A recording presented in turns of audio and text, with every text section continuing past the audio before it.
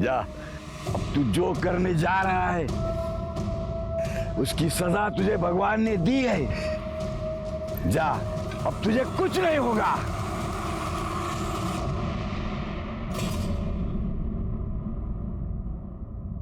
भारत विविधताओं का देश है। हमारे देश में कहते हैं कि हर 30 किलोमीटर पर भाषा बदलती है, रीति रिवाज बदलते हैं। लेकिन आज भी हमारे समाज में कुछ ऐसे रीति रिवाज मौजूद हैं जो या तो इंसान को विक्टिम बनाते हैं या गुनहगार। नमस्कार, मैं senior inspector Rajesh Jadhav, crime petrol Dastak के आज के इस भाग में आप सबका स्वागत करता हूं। आज मैं आपको उस केस के बारे में बताने जा रहा हूं जो 2018 में मेरे पास आया था, जब मैं नवी मुंबई के वाशी पुलिस स्टेशन में पोस्टेड था। दिन रात अपराधियों के पीछे भागने और खतरनाक से खतरनाक अपराध देखने के बावजूद इस केस में जो हमारे सामने आया वो इतना डरावना था कि इस बात से हैरानी हो गई कि आज भी हमारे समाज में ऐसी खतरनाक और जानलेवा रीतियां मौजूद हैं।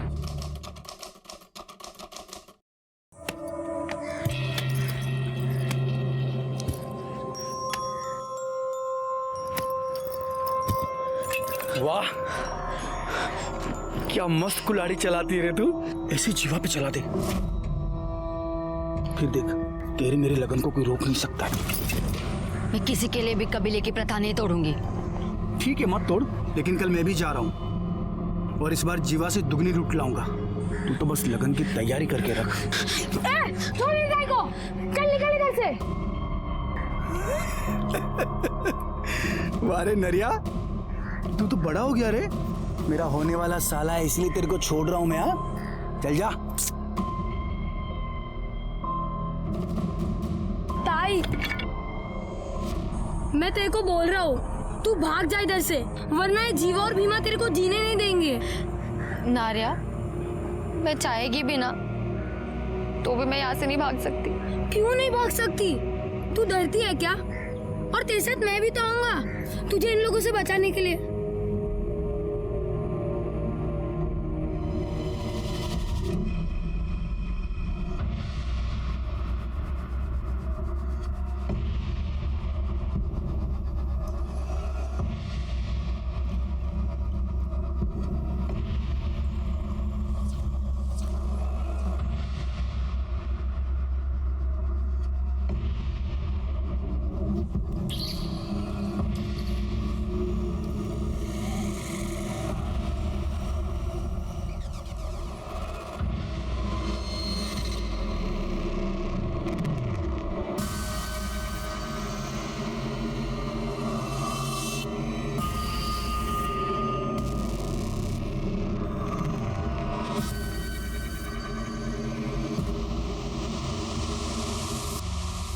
क्लियर होते आपका काम हो जाएगा।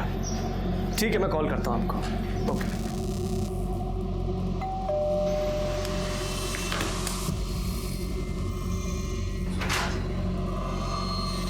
जी साहब, प्रफुल्ल वैद्य के नाम का पार्सल है।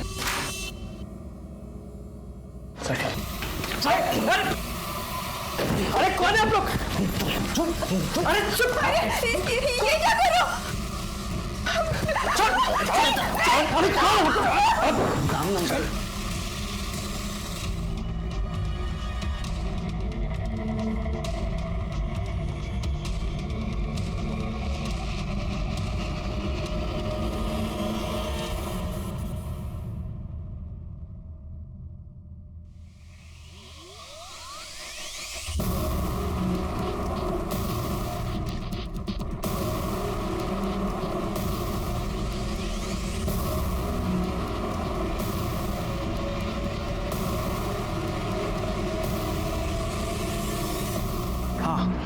काम हो गया है, बताओ किधर आना है।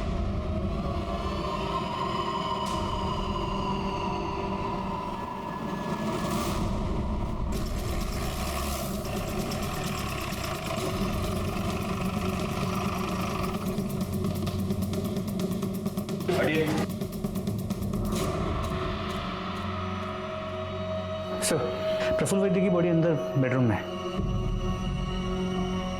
ये जिसने भी किया है उसका मकसद सिर्फ चोरी नहीं हो सकता।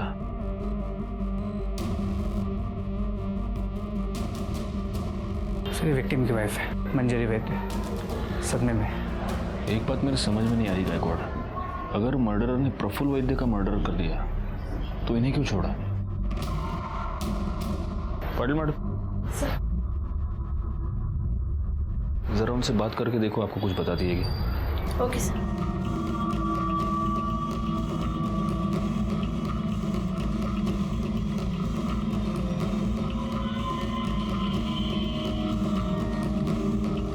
सर, पूरा घर चेक किया पर मर्डर वेपन नहीं मिला।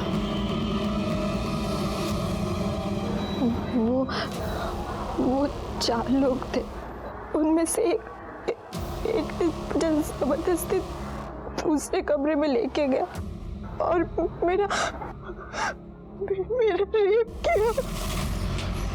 मर गया। सोना, ले जाऊं जा, जाऊं ना, जाऊं।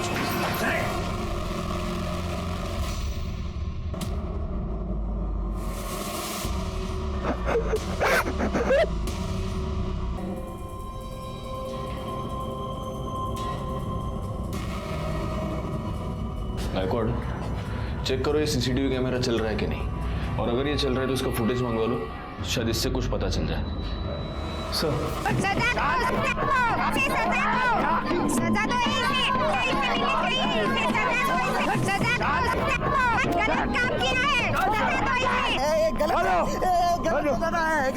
दादा, ये पापी है, पापी।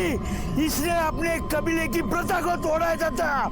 ऊंचा भाई वाली ने बलात्कार किया है, इसको सजा मिलनी चाहिए दादा। मारो इसको, मारो, मारो। अरे सब सजा मेरे को ही दोगे क्या? अरे मेरे को सजा दोगे तो इन भीमों को भी मिलनी चाहिए। अरे उसने भी उस औरत के पति को मारा है ना, तो वो भी पापी है ना। एक बार किया, कुछ भी मत बोल। साला मैं नहीं मारता उसको तो वो मेरे को मार देता। मैं जो कुछ भी किया वो अपने बचाव के लिए किया। पाप ये किया है दद्दा, उस लाचार औरत पे जबरदस्ती करके।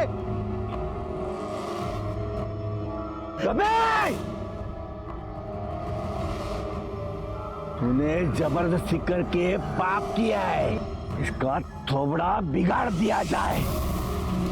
अक्का! दादा गलत है दादा। फांसी से तोड़ डाला, क्यों पाला फांस?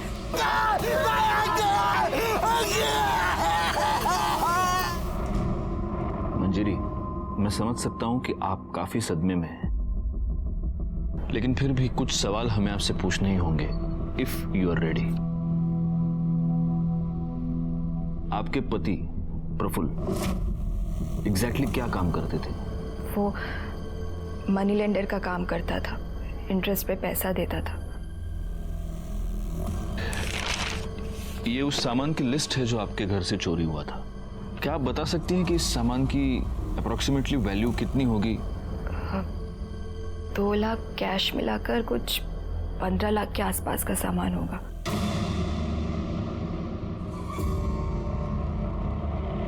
दादा, भीमा ने इस बार 25 लाख की लूट की है। 25 लाख। 25 लाख।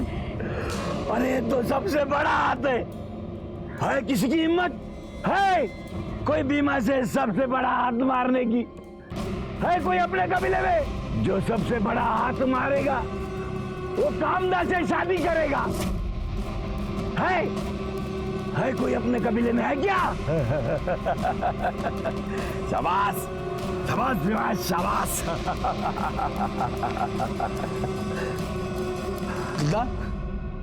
कामदानी जीवा कुठे गेले? दोनों दिख नहीं रहे हाँ कुठे गेले दोन कामदा जीवा ए, जाओ जाओ जाओ उन दोनों को ढूंढ के लेके आओ। चलो बे चलो चलो साथ में चलो आपको किसी पर शक कोई है जो आपके साथ ये सब कर सकता है या करवा सकता है? सर प्रफुल्ल ने काफ़ी लोगों को पैसा दिया था, पर उनमें से 3 क्रेडिटर्स ऐसे थे जो पैसे वापस करना तो दूर की बात, वो इंटरेस्ट भी नहीं दे रहे थे। कौन है ये 3 लोग? दिवाकर और मंदा राउत, जिन्होंने घर खरीदने के लिए पैसे लिया था। दूसरा कमलेश अग्रवाल, जिसने बिजनेस के लिए पैसे लिया था। और तीसरी वो कमीनी पूनम चोपड़ा, जिसके साथ प्रफुल्ल का अफेयर चल रहा था। आपको कैसे पता कि आपके पति का उसके साथ अफेयर चल रहा था? क्योंकि वो दोनों रात रात भर फोन पर लगे रहते थे। इतनी रात को किससे बात कर रहे हो? जब भी पूछती थी हमेशा उल्टे सीधे जवाब देता था या टाल जाता था।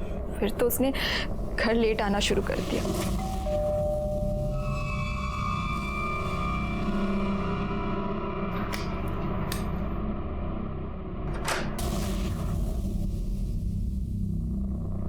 कहाँ थे तुम? सुबह के 4 बजे हैं। तुमसे मतलब? सो जाओ चुपचाप। उसके बाद तो उसने मुझसे सीधे मुंह बात तक करना बंद कर दिया था। ए कामदा कुठे? तिकडे देख। ए जीवा कामदा कुठे आहे तू? ए कामदा क्या है रे? क्यों चिल्ला रहे हो? चला ए मांग लिया साला कुत्रिया। क्या हुआ? बाहेर आ। क्या हुआ? कुठे कामदा कुठे? मेरे को नहीं मालूम। साले तू ही पकाया ना उसको? नहीं तू पकाया ना? मेरे को नहीं कुछ मालूम। अब देख पंचायत में दद्दा तेरे को क्या सजा सुनाते हैं। चल ए मांग लिया कुठे तुझी मुलगी? कुठे तुझी मुलगी? अरे बीमा मैं तेरे को बोला ना, मेरे को नहीं मालूम। साला जीवा मेरे को हरा नहीं सका तो धोखा किया मेरे को। कबीले की प्रथा को तोड़ा। नहीं छोड़ेगा नहीं मैं उसको। काट डालेगा मैं उसको। काट डालेगा मैं। छोड़ मेरे पापा को। मेरे पापा ने कुछ नहीं किया। वो जीवा ही ताई को भगा कर लेकर गए। कुठे तुझी ताई? कुठे तुझी ताई? नहीं मालूम, मेरे को नहीं मालूम। इसको नहीं मालूम। काट डालेगा मैं। काट डालेगा मैं। काट डालेगा मैं। काट डालेगा मैं। काट डालेगा साले को।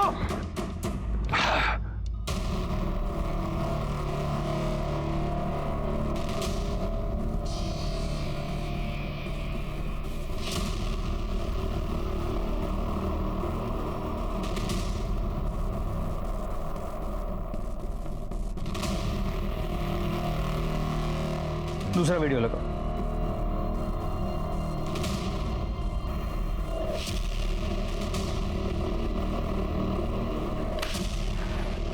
सर ये दोनों चोरियां एक ही तरीके से की गई हैं। ये मंजरी के घर पे, फिर वाशी के सेक्टर 8 में 1 महीने पहले। और इस केस में भी घर में एक औरत मौजूद थी, लेकिन उसके साथ किसी ने भी कोई बदतमीजी नहीं की। इन दोनों केसेस में चोरों का हुलिया और मोडस ऑपरेंडी अहमदनगर के पास के जंगल के आदिवासियों का है। एक बात सोचने वाली है गायकवाड़, इस पहले वाले वीडियो में जब ये लोग अंदर घुसे, इस बंदे ने जो घर में है इसने प्रोटेस्ट करने की कोशिश की, लेकिन फिर भी इन लोगों ने उसके साथ कुछ नहीं किया। जबकि यहाँ पर मंजरी ने ये कहा था कि प्रफुल्ल ने अपने आप को सरेंडर कर दिया था, लेकिन फिर भी उसका मर्डर हो गया। यहाँ पर भी एक औरत मौजूद थी, लेकिन उसके साथ कोई बदतमीजी नहीं हुई, कोई छेड़खानी नहीं हुई, जबकि वहां पर मंजरी के साथ रेप हुआ है। मतलब आप कहना चाहते हैं कि ये दोनों काम अलग अलग गैंग्स का है? हाँ, ये गैंग्स भी अलग अलग हो सकते हैं और इनके लीडर्स भी। अब हमें वहीं चलकर देखना होगा कि इन लोगों ने आखिर कितने गैंग बना रखे हैं।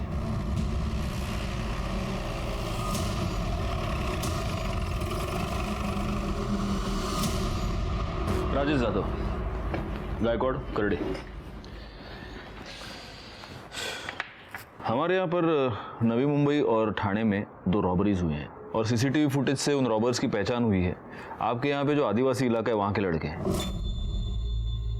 तो वहाँ चलना होगा। तो जाइए ना, रोका किसने? जाइए पूछताछ कीजिए। जाइए मतलब आपको हमारे साथ चलना होगा ना, आपका ज्यूरिसडिक्शन है। दादा तुम्ही परत जा, नाही होणार आहे। क्यों? आप क्यों नहीं चलेंगे साथ? दादा ये आपका मुंबई नहीं है, आदिवासी एरिया है। ये लोग बात नहीं करते, सीधा हमला कर देते। पुलिस वाले होकर इतना डरते हो? हम लोग है ना साथ में, कुछ नहीं होगा, चलो।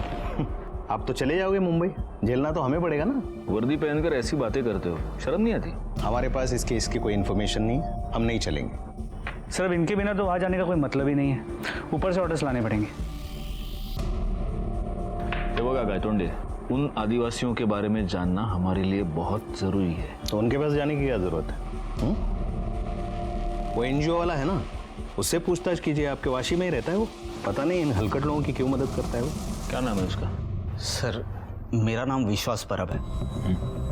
विश्वास, अहमदनगर के आसपास ये जो आदिवासी इलाका है, उन आदिवासियों के बारे में तुम क्या क्या जानते हो? यही कि इस समाज का हिस्सा होते हुए भी इस समाज से कटे हुए हैं। उनकी प्रथा है, लूटपाट करके ही वो अपना घर चलाता है। एक अलग सी दुनिया है, अलग से रीति रिवाज है।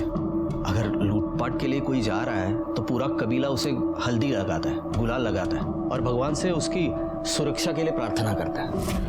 ये सब हुआ? मैंने उसको दूसरे कमरे में ढकला तो उसका सर दीवार पे टकरा गया और बेहोश हो गई, और मैं अपने आप को रोक नहीं पाया और उसकी बेहोशी का फायदा उठाया साहब। अगर तूने उसका रेप किया तो मेडिकल रिपोर्ट में आया कैसे नहीं? कैसे आता साहब? मैं कुछ करने से पहले ही मर गया।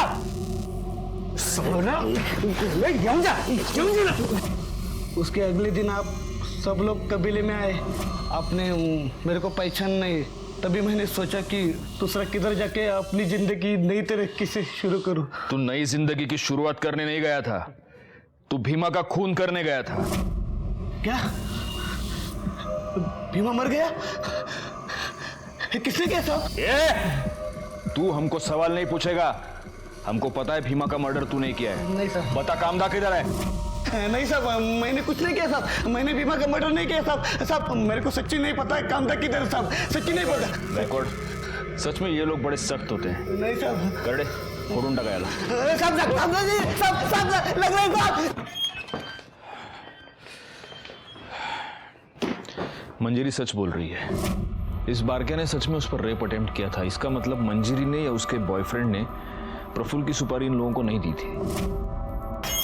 सर करण गोवा की मैंने बैंक डिटेल चेक की है, उसमें एक इंपॉर्टेंट बात सामने आई है।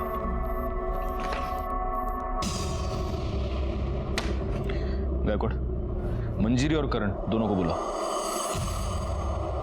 सर हम मानते हैं कि हम प्रफुल्ल से पीछा छुड़वाना चाहते थे, लेकिन उसके लिए उसका मर्डर नहीं करवा सकते। करवा सकते नहीं ग्रोवर, तुमने मर्डर करवा दिया और इस बात का सबूत है हमारे पास। 10 मार्च को आपने आपके बैंक अकाउंट से 12 लाख रुपए विड्रॉ किए, जिसमें से 10 लाख रुपए तुमने प्रफुल्ल की सुपारी के तौर पर दिए। सर ये 12 लाख रुपए हमने प्रफुल्ल का मर्डर करवाने के लिए नहीं निकाले थे, प्रॉपर्टी का डाउन पेमेंट देने के लिए निकलवाए थे। अच्छा जी। और अब आप ये भी कहेंगे कि वो पेमेंट मैंने कैश में कर दी, इसलिए उसकी कोई रिसीट मेरे पास नहीं है। सर करण सच बोल रहा है। हम कॉलेज टाइम से एक दूसरे से प्यार करते और साथ आना चाहते, पर हम उसके लिए किसी की जान नहीं ले सकते सर। आप कॉलेज टाइम से इससे प्यार करती हैं, तो शादी प्रफुल्ल से क्यों की? क्योंकि पापा ने ज़बरदस्ती करवाई थी। करण हमारी कास्ट का नहीं है और पापा इंटरकास्ट मैरिज के अगेंस्ट थे। जी सर। और फिर पता चला कि ये अपनी शादी से खुश नहीं है। कैसे खुश होती? प्रफुल्ल मुझे अपनी बीवी नहीं नौकर समझता था जो उसका घर संभालती है। प्रफुल्ल को हमारे बारे में पता चल गया और वो करण को लेकर मुझसे झगड़ा करता रहा, पर वो मुझे डिवोर्स भी नहीं देना चाहता था। बहुत इंटरेस्टिंग लव स्टोरी है तुम दोनों की, लेकिन जब तक ये केस सॉल्व नहीं हो जाता तुम दोनों इस केस में हमारे लिए प्राइम सस्पेक्ट्स हो, और इसीलिए शहर छोड़कर बाहर नहीं जा सकते, समझे? जी सर।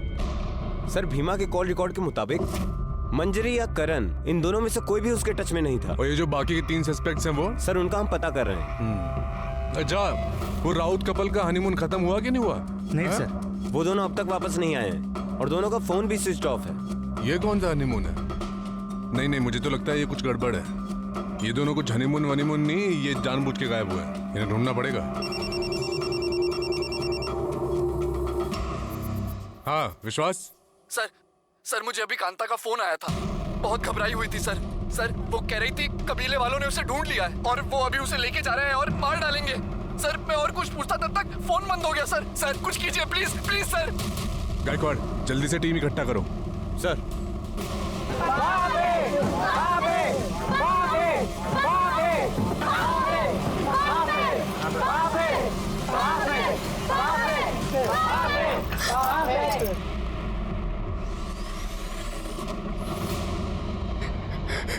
कामदा, तूने जीवाजी के साथ भागकर अपने कबीले की प्रथा तोड़ी है। इसकी सजा इसे मिलेगी, जरूर मिलेगी, ताकि कबीले का कोई दूसरा भाग न सके। गायतोंडे, अपनी टीम लेकर तुम साटेना का पहुंचो। हम वहां पे मिलते हैं। हमें किसी भी हालत में कामदा को बचाना होगा। छोड़ दो मेरे टाई को। चुप! इसने कबीले की प्रथा तोड़ी है, इसको सजा मिलनी चाहिए। चुप चुप चुप। गायतोंडे, चला लवकर।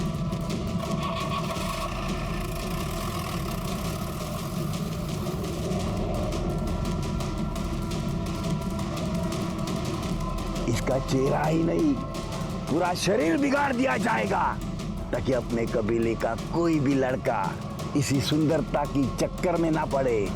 अक्का! बाबे, बाबे, बाबे, बाबे। चलो पीछे पीछे हटो। चलो पीछे, ठोक दूंगा ना को, हटो।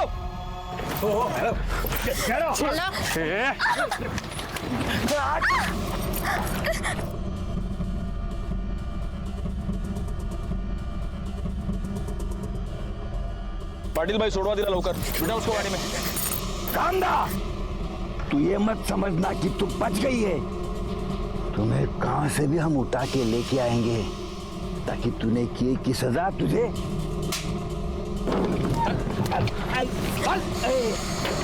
गाड़ी में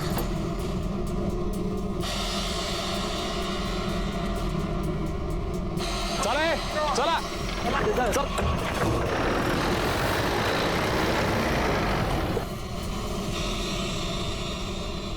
जब जीवा को पता चला कि भीमा ने उससे भी बड़ा हाथ मारा है, तो मुझे जबरदस्ती अपने साथ मुंबई ले आया। यहाँ पर कहाँ रखा था उसने तुम्हें? क्या वाशी में कोई खोली थी, वहाँ लेके गया मुझे। बोला अगले दिन ही लगन बनाएगा मेरे साथ। मैंने उसको मना किया, उसको बोला ये सब गलत है, तो उसने मेरे साथ जबरदस्ती की, मेरे को चुप करा दिया। अगले दिन वो तैयारी करने गया, फिर लौटा ही नहीं। और उसी दोपहर को भीमा वहाँ आया, बोला कि जीवा का किस्सा खत्म, अब वो कभी वापस नहीं आएगा और अब वो मेरे साथ लगन बनाएगा। शाम को वो कहीं गया और वो भी वापस नहीं आया। मैं तब से वही बंद थी। तुमने आसपास किसी से मदद मांगने की कोशिश की? हाँ साहब, मैंने मांगी ना। मैंने दरवाजा पीटा, आजू बाजू के लोग आए और मुझे दरवाजा तोड़ के बचा लिया। तुमने पुलिस को फोन क्यों नहीं किया? साहब मैं डर गई थी, मुझे कुछ समझ में नहीं आ रहा था कि मैं क्या करूं, किसके पास जाऊं। मैं एनजीओ वाले साहब के पास गई, लेकिन कबीले वाले आके मुझे वहां से पकड़ लिया और अपने साथ ले गए, जहाँ से आप लोगों ने आके मुझे बचा लिया। साहब आपका बहुत मेहरबानी, आप सबका मेहरबानी। लेकिन दद्दा और वो भीमा मेरे को नहीं छोड़ेंगे। आप मुझे वहां पे वापस मत भेजना। देखो, भीमा और जीवा दोनों मर चुके हैं, और रहा सवाल तुम्हारे दद्दा का, तो उसकी उतनी हिम्मत नहीं कि वो यहाँ पर आए और तुम्हें कुछ करे। इसलिए यहाँ पर तुम बिल्कुल सुरक्षित हो, कोई टेंशन मत लो। पाटिल भाई, इसको बाहर लेकर जाओ, चाय पानी पिलाओ। वड़ा पाव खाओगी? जाओ।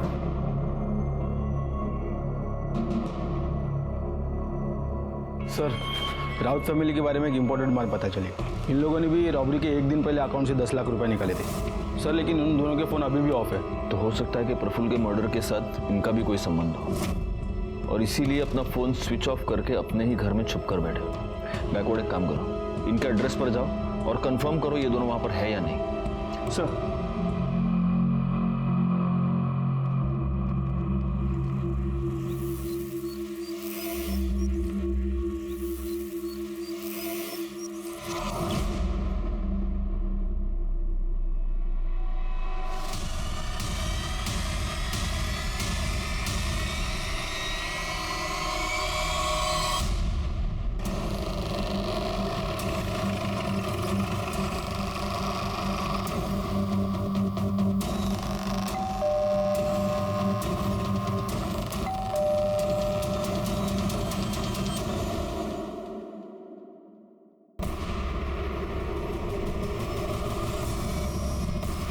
खड़े सर, दरवाजा तोड़ा।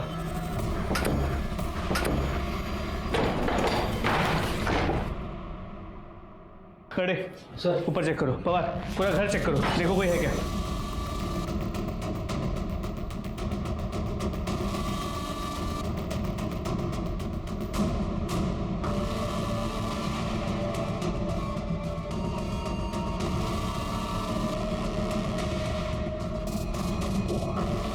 सर कोई नहीं है।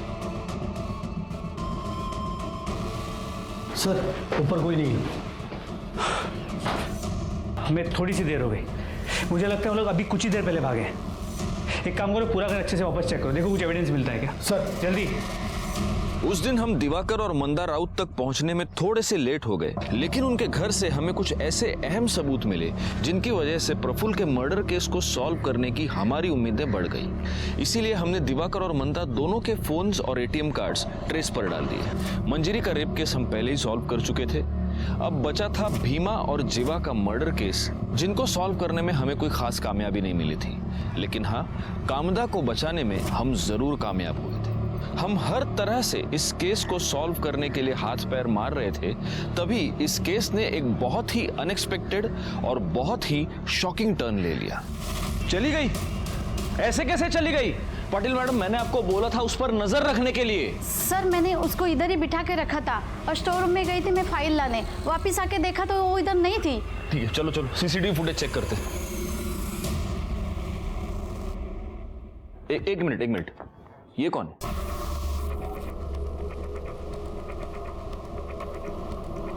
इसके पीछे वो गई है। पाटिल मैडम, उसके फोन पर फोन कीजिए जल्दी। Okay sir.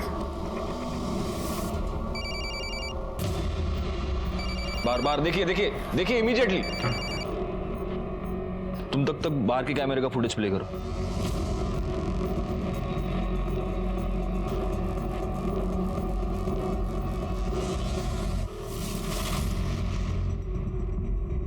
सर ये कामदा का फोन बाहर ही पड़ा था।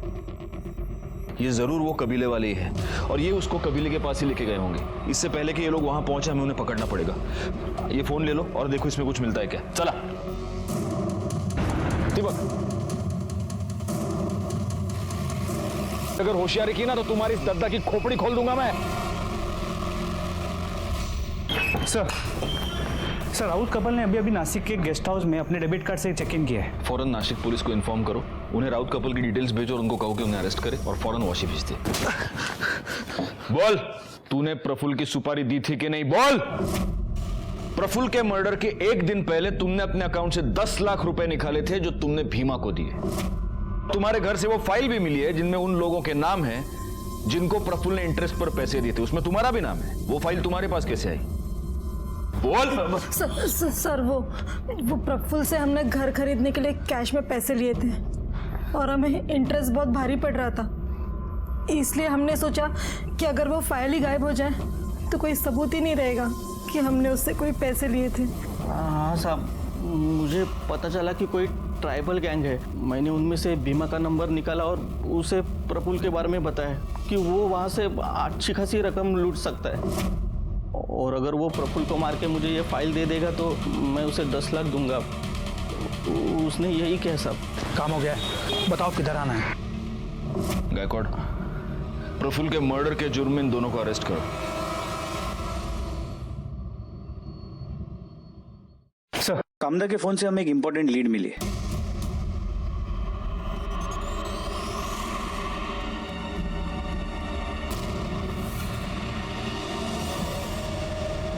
सर, मैं कामदा और मैं एक दूसरे से बहुत प्यार करते हैं सर। कबीले में जब मैं पढ़ाने जाता था तब हमें एक दूसरे से प्यार हो गया। तुम दोनों साथ रहना चाहते थे, लेकिन उसके लिए तुम्हें कामदा को उस कबीले से निकालना पड़ता, जो तुम्हारे लिए तो पॉसिबल नहीं था। तो तुमने जीवा और भीमा को यूज किया और उन दोनों को मार दिया। नहीं सर, मैंने किसी को नहीं मारा है। आपको कोई झूठ बोल रहा है सर। ये जब 13 मार्च को मेरे घर पे आई अचानक तो अरे कामदा, तुम अचानक से क्या हुआ? वो सब मैं बाद में बताती हूँ, अभी हमें यहाँ से भागना होगा। तुम चलो अभी। भागना होगा? क्या बोल रही हो तुम? ये तो खून के दाग है। तुम ठीक हो? तुम्हें कुछ हुआ नहीं है ना? हाँ मैं ठीक हूँ। अरे वो कबीले में बकरे की बलि दे रहे थे, ये उसी का है। तुम्हारे खून लगे कपड़े हमें इसके घर से मिले, उनको हम टेस्टिंग के लिए भेज देंगे तो हमें पता चल ही जाएगा कि उस पे जो खून लगा है वो बकरे का है या जीवा और भीमा का। देखो कामदा, बचने का कोई रास्ता नहीं है, इसलिए बेहतर होगा कि तुम खुद सब कुछ कबूल करो। मारती नहीं तो और क्या करती साहब। मैं विश्वास के साथ लगन बनाना चाहती थी, पर दद्दा, पूरे कबीले वाले, जीवा, भीमा सब मेरे पीछे पड़े हुए थे, जैसे मैं कोई इंसान नहीं, कोई इनाम हूँ जिसका कोई सपना नहीं, कोई दिल नहीं।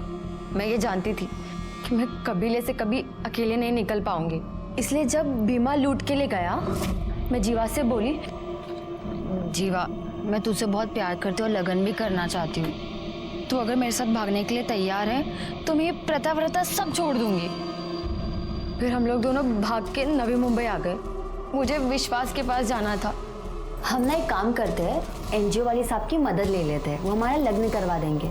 मैं उनसे बात कर लेती हूँ, हम कल जाके उनसे मिल लेंगे। ठीक है।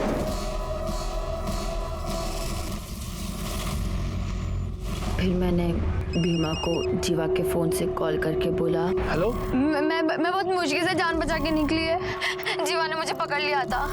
फिर मैं भीमा को किसी सुनसान जगह पर बुलाई ताकि कोई हम दोनों को देख ना सके। कामदा, जीवा और भीमा के मर्डर के जुर्म में मैं तुम्हें अरेस्ट करता हूँ।